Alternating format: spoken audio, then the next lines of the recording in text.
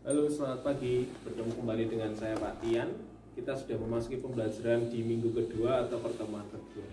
Kemarin kalian sudah saya beri tugas untuk melihat secara gamblang gimana kondisi atau perkembangan Pancasila di masanya Orde Lama sampai masa sekarang. Nah, yang kedua kemarin kalian saya minta untuk membuat sebuah pandangan juga, apa yang Anda tahu, apa yang Anda istilahnya inginkan, atau Anda yang pernah merasakan gimana kehidupan Pancasila di masa sekarang menurut pandangan Anda. Nah, pembelajaran untuk kedua ini saya akan membahas tentang fungsi dan kedudukan Pancasila. Nah, fungsi kedudukan Pancasila itu ada 10 yang akan kalian ketahui dan yang akan saya jelaskan.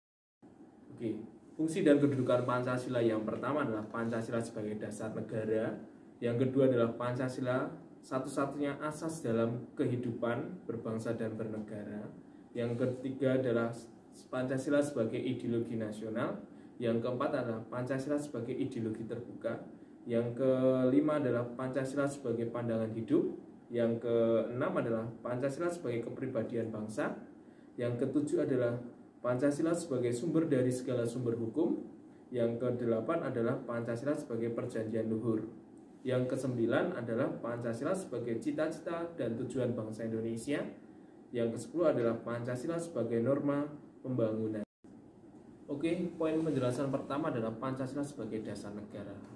Filosofi Grundsatz yang diartikan bahwa dasar itu adalah fondasi dan fondasi itu adalah sebuah pijakan. Jadi kuat atau tidaknya sebuah rumah itu tergantung dari fondasi.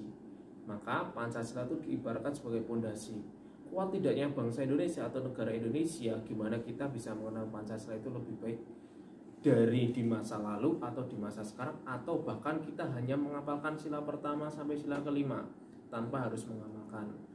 Maka pada poin ini adalah Pancasila sebagai dasar negara itu adalah sebuah pijakan kita untuk menjadi pribadi yang sesuai dengan tujuan dan harkat dan martabat bangsa Indonesia saat ini. Poin kedua adalah Pancasila sebagai satu-satunya asas dalam kehidupan berbangsa dan bermasyarakat. Pancasila sebagai konsekuensi ditetapkannya Pancasila oleh bangsa Indonesia sebagai dasar negara merupakan perwujudan melaksanakan Pancasila secara murni dan konsekuen. Pada dasarnya ini kita bisa bicara bahwa murni itu berarti itu berasal dari total kehidupan berbangsa dan bernegara kita pada saat itu. Dilihat dari golongan, dilihat dari agama, dilihat dari bahasa, dilihat dari suku, dilihat dari berbagai macam yang ada di Indonesia. Pada dasarnya ketika kita bicara tentang kehidupan berbangsa dan bermasyarakat, bahwa Pancasila itu sebagai acuan, di mana kita bisa menempatkan norma yang berlaku atau norma yang memang benar-benar harus kita pedomani. Bahkan ketika kita berbicara tentang sikap, kita juga bisa berbicara tentang sikap salah dan benar.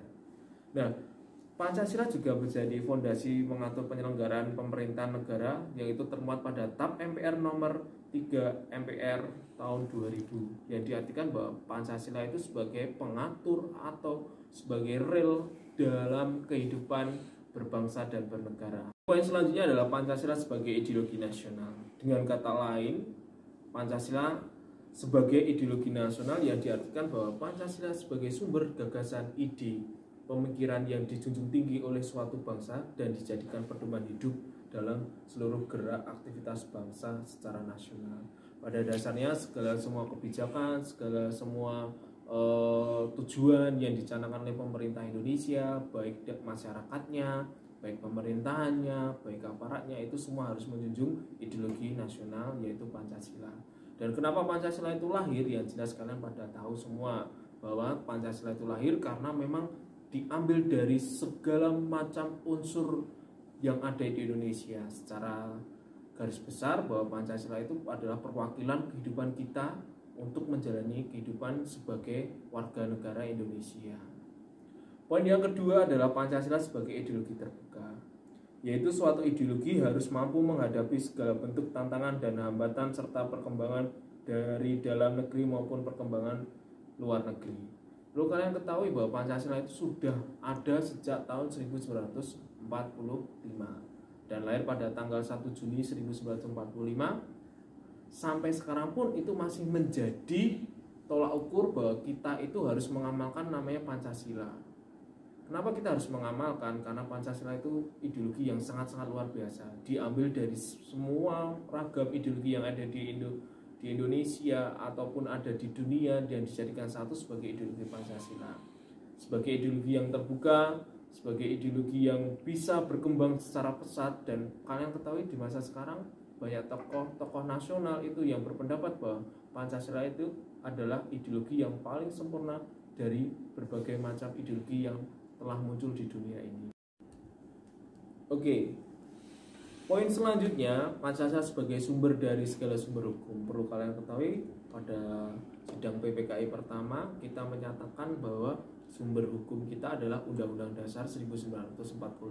Terus di mana kedudukan Pancasila? Nah, Pancasila itu adalah sebagai fondasi terbentuknya Undang-Undang Dasar 1945.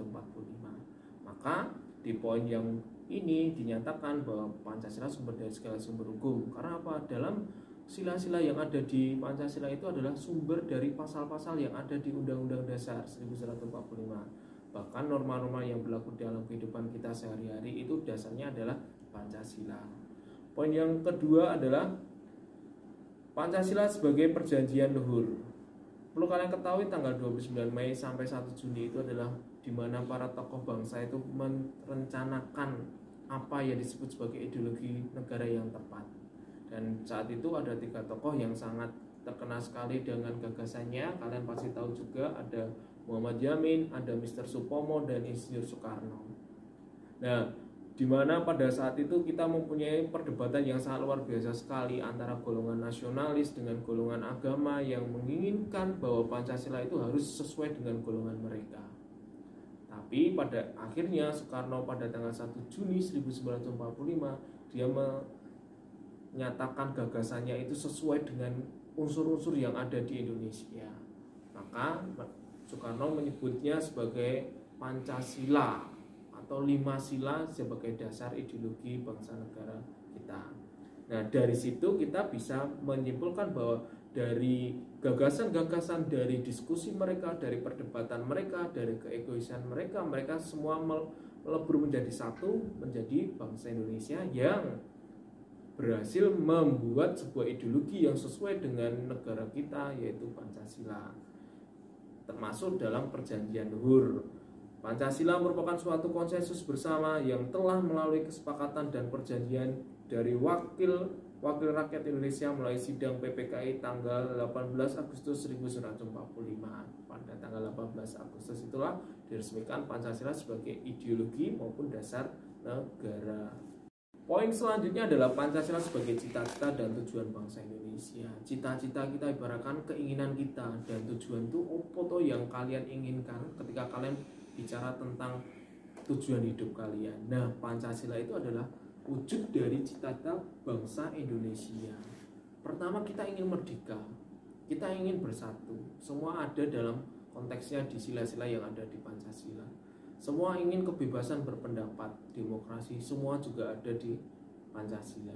Dan apa yang diinginkan oleh bangsa Indonesia saat itu menjadi negara yang benar-benar adil dan makmur, aman dan sentosa. Dan Pancasila sebagai dasar negara kita itu menjadi tolak ukur atau menjadi rel atau menjadi pintu masuk bagi kita semua agar kita bisa mencapai tujuan menjadi bangsa yang hebat seperti zaman-zaman kerajaan di masa lalu. Poin yang kedua atau yang selanjutnya, Pancasila sebagai moral pembangunan.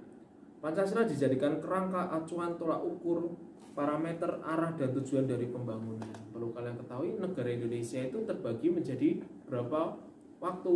Waktu Indonesia bagian barat, waktu Indonesia bagian tengah, waktu Indonesia bagian timur. Terus kalau kalian mengetahui di mana ya letaknya pemusatan pembangunan di masa-masa dulu, pasti kalian akan menjawab di Pulau Jawa. Kenapa kok di Pulau Jawa? Sedangkan kita ketahui pada di daerah timur sana untuk sarana dan prasarana kita sangat kekurangan. Maka ketika kita bicara tentang keadilan, dulu pernah kita bicara bahwa harga bensin 1 liter 50.000, sedangkan di sini hanya sekitar 6.000 7.600 rupiah. Di daerah Papua sampai 50.000. Nah, pembangunan yang dicanangkan oleh pemerintah di masa sekarang itu adalah tolak ukurnya adalah Pancasila. Mulai membangun jalan-jalan atau akses-akses yang memang menjadi daerah-daerah terpencil, menjadi daerah-daerah yang terbelakang, dengan harapan ketika akses lebih mudah, para pemerintah atau para pejabat pemerintah ataupun siapapun pengusaha yang akan menanamkan modal di sana itu bisa menjadi lebih mudah. Pintar sekali. Maka ketika kita bicara pemerataan, ya kita tidak hanya bicara tentang Jawa, tapi bicara tentang Papua, bicara tentang Nusa Tenggara Barat, bicara tentang Maluku, bicara tentang Kalimantan, bicara tentang Sulawesi, bicara tentang Sumatera. Tapi yang kita ketahui ya, Jawa itu adalah tempat yang memang benar-benar kemajuannya lebih besar daripada daerah-daerah lain. Maka jika pemerintah itu membuat sebuah rancangan tentang pembangunan yang merata, dasarnya adalah poin yang ke-10 ini adalah Pancasila sebagai moral pembangunan. Bicara tentang moral berarti bicara tentang keadilan. Oke, tugas hari ini hanya sebatas tugas saja untuk mengenalkan Pancasila lebih lanjut. Yang pertama adalah deskripsikan menurut pendapat kalian kedudukan Pancasila di masa sekarang, di mana di masa sekarang banyak orang-orang yang berkeinginan mengganti ideologi Pancasila. Akhir-akhir ini muncul sebuah demo besar-besaran yang konon katanya itu mendukung Pancasila. Tapi kalian ketahui bahwa pasti kalian juga tahu bahwa kelompok-kelompok tersebut itulah yang menentang pemerintahan di masa sekarang, di mana ketika kita melihat spanduk-spanduk itu muncul pemakzulan pemerintah yang resmi. Mereka berdalih bahwa Pancasila itu harus ditegakkan karena munculnya RUU HIP yang menjadi sasaran bagi mereka adalah pemerintah di masa sekarang. Tapi kalian perlu ketahui bahwa di masa sekarang itu jika kita bicara tentang rancangan undang-undang, berarti yang menjadi tanggung jawab membuat undang-undang itu adalah legislatif, yaitu adalah DPR. Maka ketika kita bicara tentang RUU HIP ini, apakah ini akan menjadi sebuah tolak ukur bahwa Pancasila itu akan menjadi ideologi yang akan dikecilkan lagi menjadi 3 sila atau 2 sila atau tunggal sila seperti yang digembar-gemborkan oleh kelompok-kelompok tertentu, ataukah HIP ini akan benar-benar menguatkan Pancasila? Akan tapi saya tidak akan namanya memberikan tugas kalian untuk menganalisis kejadian tersebut, tapi saya hanya ingin menjadikan kalian itu paham bahwa kenapa orang-orang di masa sekarang itu ingin mengubah Pancasila. Maka pentingnya kedudukan Pancasila di masa sekarang itu seperti apa. Tugasnya bisa kalian lihat di PPT samping saya ini. Bisa kalian kumpulkan setelah jam 12 siang, maksimal jam 1 siang, dan maksimal kalimatnya hanya 6 kalimat, minimal 5 kalimat. Jadi silakan kalian nanti foto kirim ke Google Classroom. Kalau kalian lewat Google Classroom tidak bisa, silakan kalian lewat email yang saya berikan di tahun pelajaran kemarin. Oke, saya rasa pembelajaran hari ini cukup. Kami bersama kita, salam rahayu, salam lestari. Selamat siang.